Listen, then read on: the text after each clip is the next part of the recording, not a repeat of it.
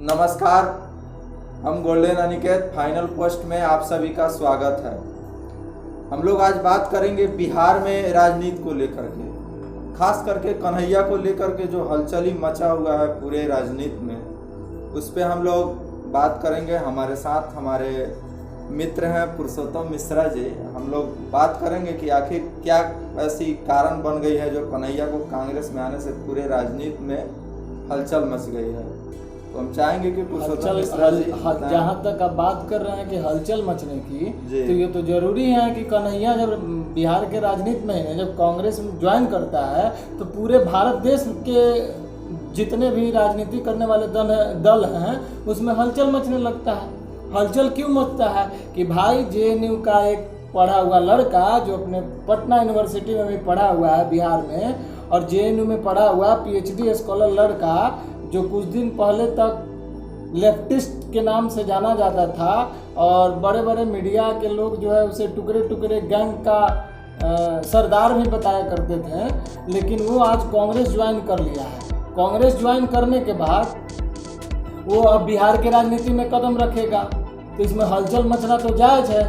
आपको क्या लगता है कि हलचल नहीं मचना चाहिए? नहीं, हमको भी ऐसा ही लगता है कि हलचल तो मच रही है और काफी जोरों शोर से हलचल मच रही है। जरूरी है, हलचल मचना मच रही है। हमको तो यहाँ तक भी लग रहा है कि मतलब जो भी अभी युवा चेहरे हैं राजनीति में, जैसे तेजस्वी यादव हो गए, चिराग पासवान जी हो गए, मतलब इस तरह के जो भी युवा, मतलब जो बिहार अपने आप को समझते हैं कि हम बिहार के भविष्य हैं, तो इस टाइप को लीडर को लेकर भी हमको भी चिंता हो रही है कि कन्हैया के आने से ये लोग काफ़ी चिंतित होंगे और ये लोगों की पार्टी भी चिंतित मतलब काफ़ी होगी, ऐसा हमको लग रहा है। इंडिविजुअल आज के डेट में युवा को सोचना चाहिए कि इस समय राजनीति में, राजनीति के इस प्लेटफॉर्म में उसका स्थान कहाँ है, क्या वो राजनीति को ज्वाइन कर सकता है कि नहीं। कन्हैया कुमार एक निचले तबके में पला बड़ा लड़का, माँ आंगनबाड़ी में शायद उनकी काम करती है, और वो आज जो है, मैं उनका हालांकि मैं पक्ष नहीं ले रहा हूँ, लेकिन एक युवा होने के नाते मैं बता रहा हूँ कि वो आज जो है एक देश की सबसे बड़ी पार्टी को ज्वाइन करके और देश को तरह तरह के जो आज की डेट में घट रही घटनाएं हैं, जो घूसखोरी हो या जो कुछ भी चल रही है, उसमें उससे देश को बचाने के लिए अगर वो आगे आता है तो इसमें दिक्कत क्या है? आपको भी लगता है कि वो पढ़ा लिखा है? पढ़े लिखे लोग को राजनीति में आना चाहिए। पढ़े लिखे हैं, ये तो बहुत अच्छी बात है और वो बहुत जानकार व्यक्ति भी हैं, लेकिन हम मेरे कहने का ये है कि मतलब बाकी जो लीडर हैं, जैसे तेजस्वी यादव हमने बताया, चिराग पासवान जी, ये लोग थोड़ा सा हमको लगता है कि ये लोग के ऊपर एक तरह नहीं, बहुत ज्यादा मतलब जैसे शनि ग्रह का जो चक्र है ना, ये लोग के ऊपर में रहा है। क्योंकि युवा आजकल जो भी होंगे वो चाहेंगे कि हम लोग जो पढ़े लिखे के साथ जाएं। सही बात। और हम लोग का भविष्य भी पढ़ा लिखा, अगर पढ़े लिखे हैं तो हमारा भविष्य भी पढ़ा लिखा व्यक्ति तय करे। कन्हैया का इस तरह का मतलब युवा का सोच हो सकता है। कन्हैया का इस तरह से पार्टी का ज्वाइन करना, कांग्रेस में आना, बहुतों को हजम नहीं हो रहा है। आप अभी विभिन्न दलों के राजनेताओं का बयान देखेंगे तो बहुतों का कहना है कि मैं कन्हैया को नहीं जानता हूँ, कन्हैया कौन है, कहाँ का है, क्या करता है। अरे कन्हैया बिहार का एक लड़का है, उसे आप कुछ भी कह सकते हैं।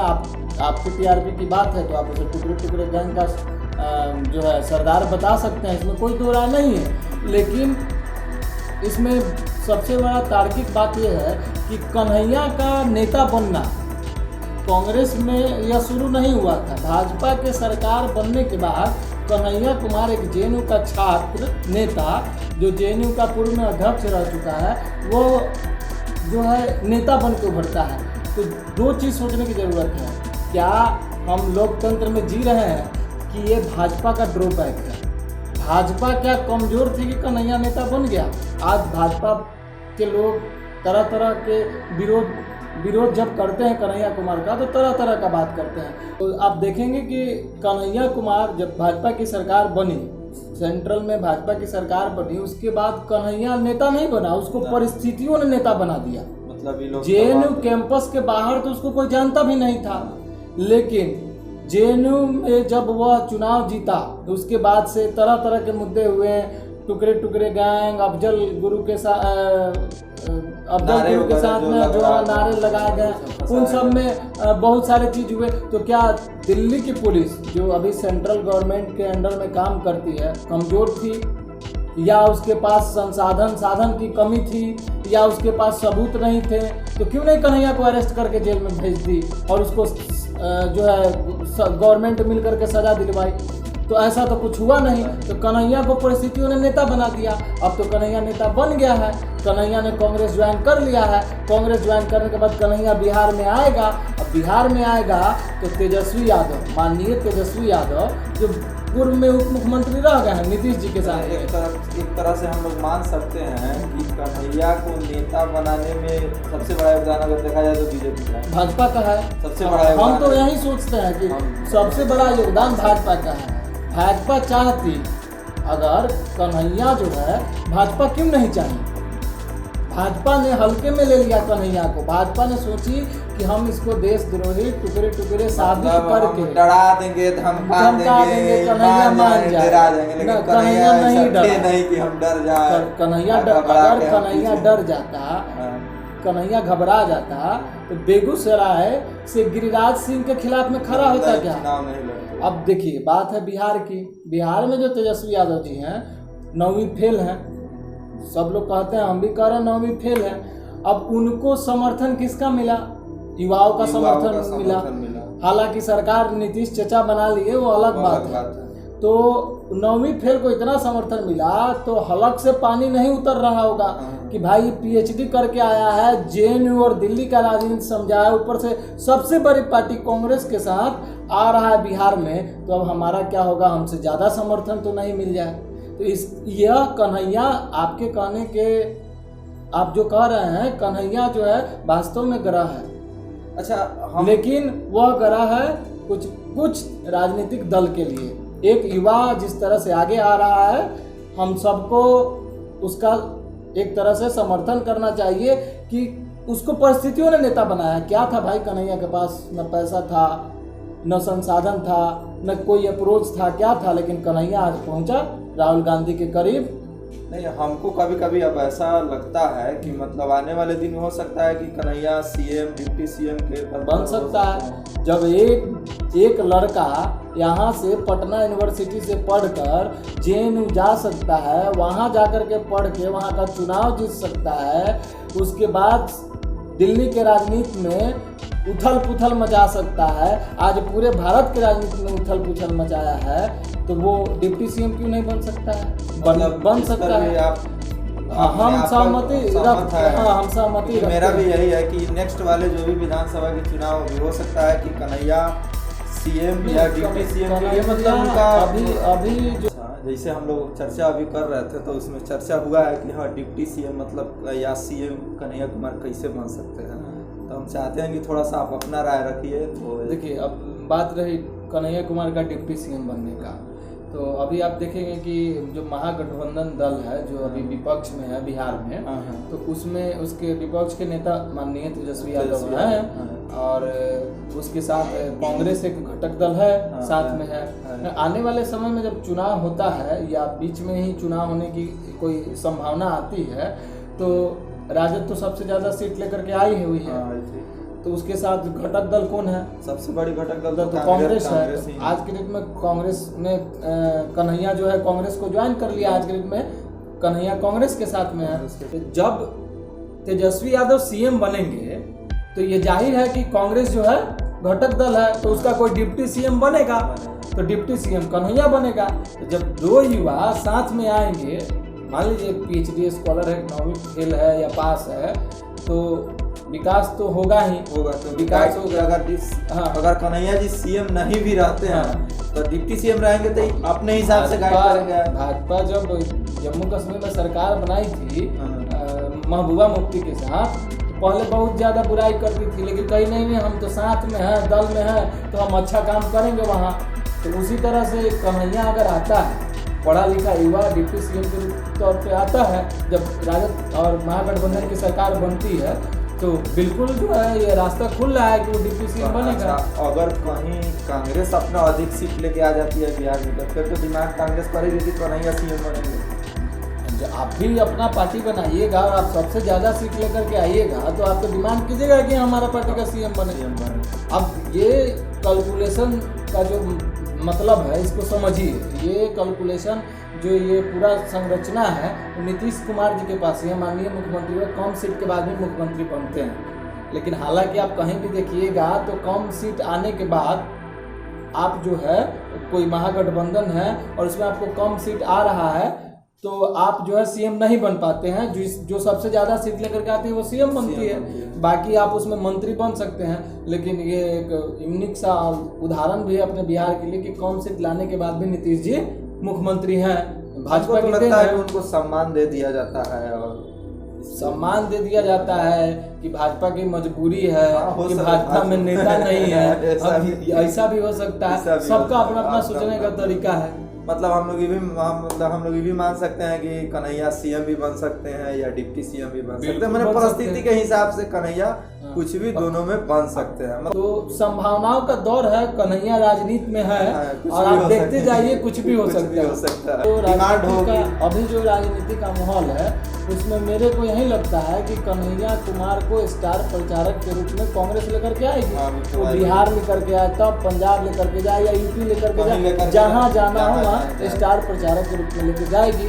और यह वास्तविक है, जब आप कन्हैया को गौर से सुनेंगे तो युवाओं को मोटिवेट करता है। पढ़े लिखे व्यक्ति हैं, हर सवाल का जवाब बड़ी शालीनता से दे देते हैं। वो हर एक सवाल का जवाब उसके पास मौजूद है और यह आने वाले समय में बड़े बड़े दल के लिए घातक साबित होगा, क्योंकि कन्हैया के बोलने की जो छवि है, काम करने का जो तरीका है, लोगों को मोटिवेट करने की जो शैली है, उससे वह लोगों को प्रभावित करेगा और इससे वोट इफेक्ट होगा। अपने बात से लोगों को संतुष्ट कर देते हैं। लोगों को संतुष्ट कोई भी अगर उनसे कुछ सवाल करता है तो मतलब उनमें इतनी क्षमता है कि उस अपने जवाब से सामने वाले को संतुष्ट कर देते हैं। एक चीज और जानने की जरूरत है ये राजनीति। लेकिन हमको थोड़ा सा हम रुकना चाहेंगे। मेरे मन में एक और विचार आया था कि जब प्रेस कॉन्फ्रेंस जब कन्हैया कुमार कर रहे थे तो उन्होंने कभी ऐसा नहीं बताया, जैसे होता है ना कि कोई अब पार्टी ज्वाइन करता है तो पार्टी के राष्ट्रीय अध्यक्ष हो, कोई बड़े नेता हो, जिनको धन्यवाद व्यक्त करता है कि हाँ चलिए मैं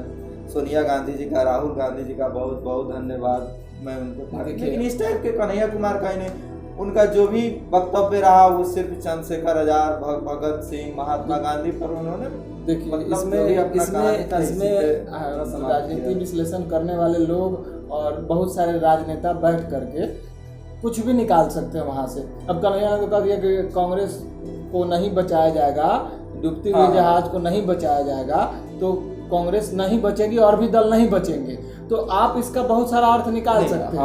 हमारा जिसे सोचना था, कहना था कि मन हो सकता है कि कहीं कन्हैया कुमार अपने आप में एक ये चीज समझ लिए हो। नहीं तो कन्हैया समझते हो, हम ही नहीं, हम आए हैं तक कांग्रेस को हम बहुत ऊंचाई तक लेके जाएंगे, चाहे कांग्रेस धंसती हुई पार्टी है। मतलब ये तभी हमको लगता है कि हो सकता है कि इसी कारण से नहीं धन्यवाद व्यक्त किए होंगे, कन्हैया मीडिया वाले पीछे में किए होंगे। कन्हैया कुमार, जिग्नेश मेवानी और भी 2-3 नेता जो बिहार से थे, वो लोग जब कांग्रेस को ज्वाइन किए तो ये छोटी बात नहीं है, ये सरल बात नहीं है, इसके पीछे बहुत सारा हार्डवर्क हुआ होगा।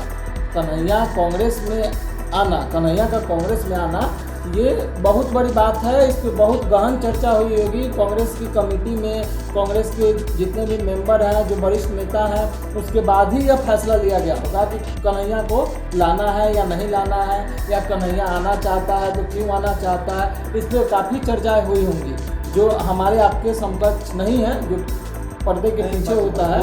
पर्दे के पीछे तो बहुत सारी चीज़ होती है जो हम लोग। एक और चीज़ समझने की जरूरी है कि जब आप किसी दल में होते हैं और राजनीति करते होते हैं तो हम आपको तोड़ सकते हैं जाति पर, हम आपको तोड़ सकते हैं धर्म पे। हम आज के डेट में आप अब जैसे एक साधारण सा हम आपको उदाहरण देना चाहेंगे कि आप देख लीजिए जो किसान आंदोलन चल रहा है, तो किसान आंदोलन को तोड़ने के लिए बड़े बड़े मीडिया हाउस जो है आज के डेट में कहती है कि ये धनिक किसान है, गरीब किसान तो घर पे बैठा है। तो ये धनिक किसान, गरीब किसान, ये टुकड़े टुकड़े गैंग, ये एक माहौल है, ये जातिवाद, ब्राह्मणवाद ये बनाया जाता है। वाद कुछ नहीं होता है।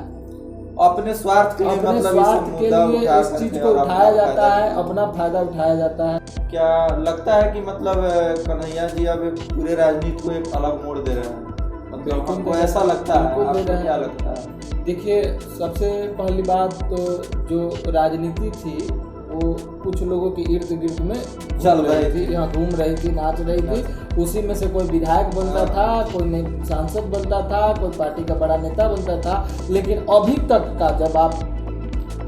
का जो इतिहास रहा है उसको उठा करके देखिएगा, जिसमें बहुत बड़ा उदाहरण है कि कन्हैया कुमार अपने बलबूते पर, अपने पहचान से, अपने बोलने के कारण, अपने आप को लोगों के सामने रखने के कारण आज राजनीति को बदल रहा है। और यह एक संदेश है आज के युवाओं के लिए, राजनीति में जाने के लिए, कि भैया आप भी कुछ कर सकते हैं अगर चाहे तो विश्वास मजबूत हो। कन्हैया ने लड़ा है, सिस्टम के खिलाफ लड़ा है, सिस्टम में जो फॉल्ट है उसके खिलाफ लड़ा है, लेकिन वो आज के डेट में नेता के तौर पर अपने आप को स्थापित कर रहा है। पार्टी उनके विचारों के साथ कब तक सहमति रखती है, यह भी बहुत बड़ा मुद्दा है। क्योंकि कन्हैया जो लेफ्ट से जुड़े हुए रहे हैं शुरुआत से लेकर के, अभी कांग्रेस में आना तो उनके लिए थोड़ा सा लोकतंत्र की तरफ ज़्यादा प्रखर होना होगा, क्योंकि कांग्रेस पार्टी जो है उसमें सभी तरह के लोग हैं। तो कन्हैया को अपने विचारधारा जो उनके जहन में अभी पल रही है उसको भी बदलने की ज़रूरत होगी। तो कन्हैया का साथ पार्टी कब तक देती है, और कन्हैया का जो बोलने चालने का विचार है उसमें क्या बदलाव आता है, ये सब हम लोग आगे देखते जाएंगे। मतलब हम लोग को लगता है कुछ वो अपने में भी कुछ बदलाव करेंगे, तभी हमको लगता है कि पार्टी भी उनको जोर तोड़ के साथ, अच्छे से मजबूती के साथ देगी, और आशा है कि बिहार के राजनीति में वो मतलब कुछ करेंगे। फाइनल हम लोग यही मैंने हम लोग का बात हुआ कि मतलब कन्हैया एक बहुत बड़ा उभरता हुआ मतलब चेहरा है, तो है। लेकिन कन्हैया उभरता हुआ चेहरा है तो कन्हैया को दबाने के लिए भी षड्यंत्र रची जा रही होगी। आने वाले चुनाव में कन्हैया किसी के विरोध में प्रचार करेंगे तो क्या विरोधी उनके बारे में प्रचार नहीं करेगी ही। तो कन्हैया अपने आप को कहाँ तक स्थिर रख करके, अपने आप को एक जगह स्टेबल रख करके और ये साबित कर दें कि हम जो है अडिग हैं, हम अपने जो काम करने आए हैं, जो काम करने का तरीका, उनका जो एम है, उससे लोगों को प्रभावित कर दे, तो कन्हैया का भी जय जयकार होगा, इसमें कोई दो राय नहीं है। तो चलिए फाइनल हम लोग यही कहते हैं कि कन्हैया अगर चाहे तो अपने भविष्य को बहुत ऊपर ले जा सकते हैं और साथ साथ पूरे देश के युवाओं को भी अपने साथ जोड़ सकते हैं। इसी के साथ हम आपको बहुत बहुत धन्यवाद, और आप देखते रहिए फाइनल पोस्ट। हम गोल्डन अनिकेत और पुरुषोत्तम मिश्रा जी के साथ आगे भी आपको इस तरह का हम लोग देते हैं।